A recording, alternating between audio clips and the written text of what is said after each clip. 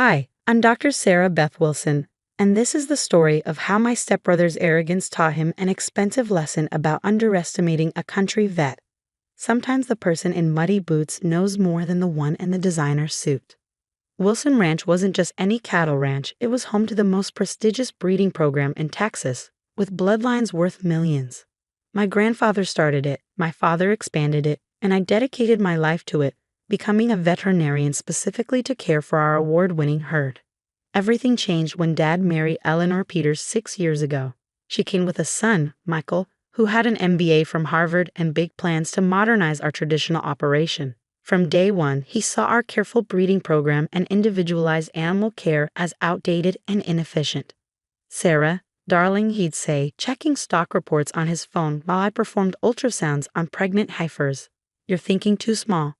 We need to scale up, maximize profits. All this personal attention to the animals is cutting into our margins."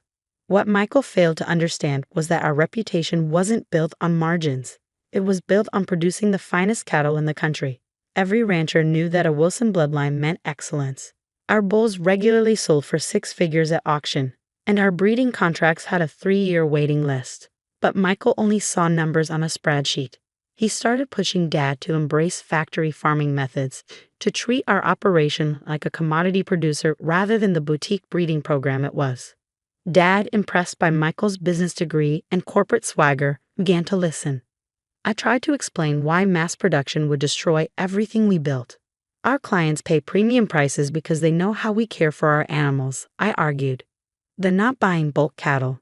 They're buying generations of careful breeding and individual attention." Michael would just roll his eyes. "That's why you're still playing doctor with the cows while I'm handling the actual business decisions." What they didn't know was that 5 years ago, when I finished veterinary school, my grandfather had set up a separate company in my name, Wilson Genetics LLC. Every valuable bloodline, every breeding contract, every prize-winning animal was registered under this entity. The farm only had a license to use and profit from these genetics as long as they maintained our traditional breeding standards. "Protect the bloodline, Sarah," Grandpa had said before he passed. "They're your family's real legacy." The situation came to a head at last month's Texas Cattlemen's Association Awards dinner. Our prize bull, Storm Ruler, had just won Grand Champion, adding another $1 million to his breeding value. Michael saw dollar signs, but he didn't understand what made Storm Ruler special. The next morning, he convinced Dad to call a family meeting. "It's time for Wilson Ranch to enter the modern era," Michael announced, standing in our family room in his Italian suit, looking out of place among the worn leather furniture. "I've drawn up a modernization plan that will triple our production capacity."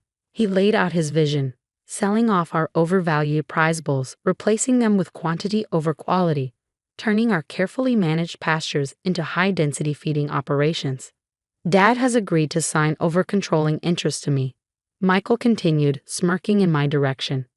"We need decisive leadership, not someone who spends all day playing vet with the animals."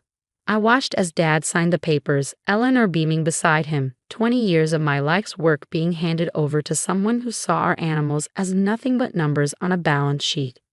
"Don't worry, Sarah," Michael said condescendingly.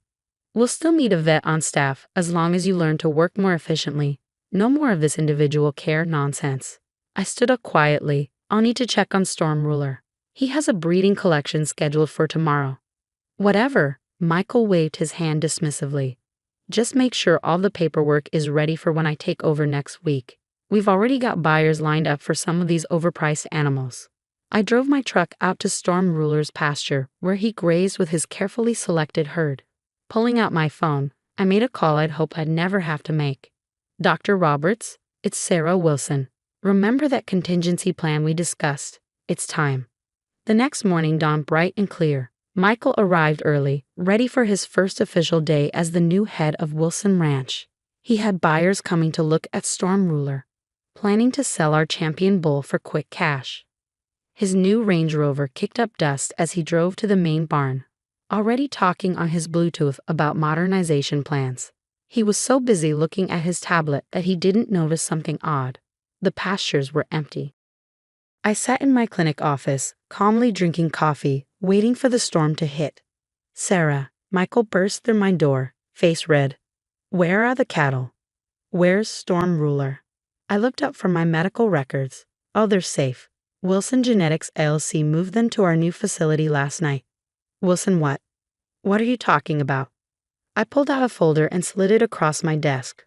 5 years ago, Grandpa created a separate company to protect our bloodlines.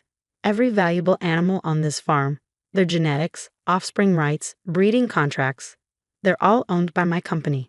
The farm only had a license to use them as long as certain conditions were met. Michael snatched up the papers, his hands shaking. This is impossible. The farm owns the cattle. The farm owns some basic stock. I corrected him. But Storm Ruler, his entire breeding line, the embryos in our lab, the $1 million breeding contracts, they all belong to Wilson Genetics. Check the registration papers. The color drained from his face as he frantically flipped through documents. Every major asset he planned to sell was legally owned by my company. Dad, he shouted, pulling out his phone. We have a problem. Dad arrived 20 minutes later with Eleanor, and had already laid out all the documentation. Breeding registries, genetic patents, contract agreements, everything Grandpa and I had quietly put in place to protect our legacy. The farm only had a licensing agreement, I explained to Dad gently. It expired the moment you signed over control to someone planning to abandon our breeding standards. You underhanded, little Eleanor began, but Michael cut her off, his business mind finally grasping the situation. How much? He demanded. How much to buy the genetics company? I smiled. It's not for sale.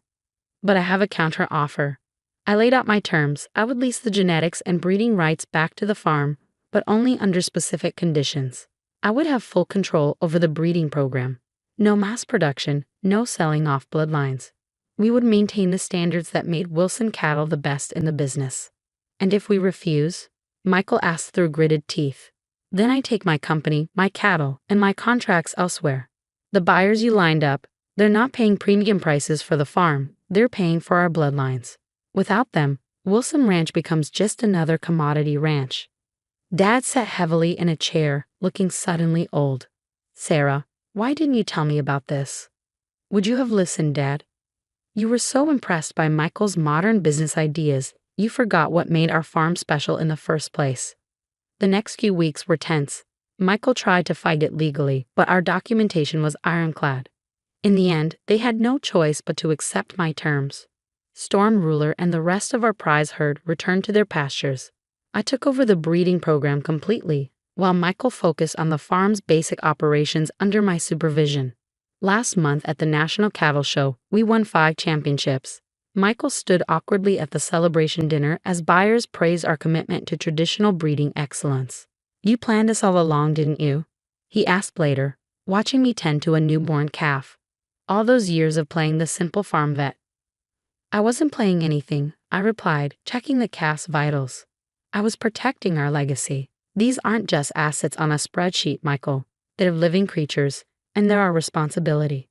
Yesterday, Dad came to my clinic, looking at my wall of veterinary degrees and breeding awards with new eyes.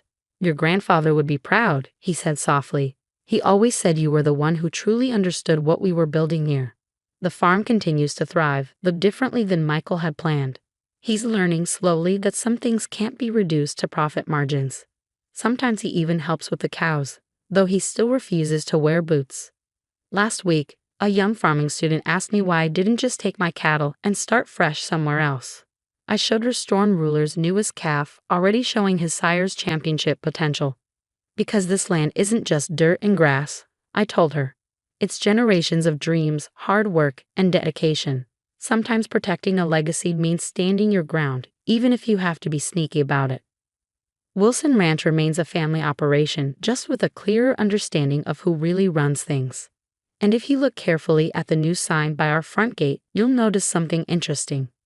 Wilson Ranch in proud partnership with Wilson Genetics LLC. Sometimes the best revenge isn't about winning. It's about preserving what matters, even if you have to outsmart a Harvard MBA to do it.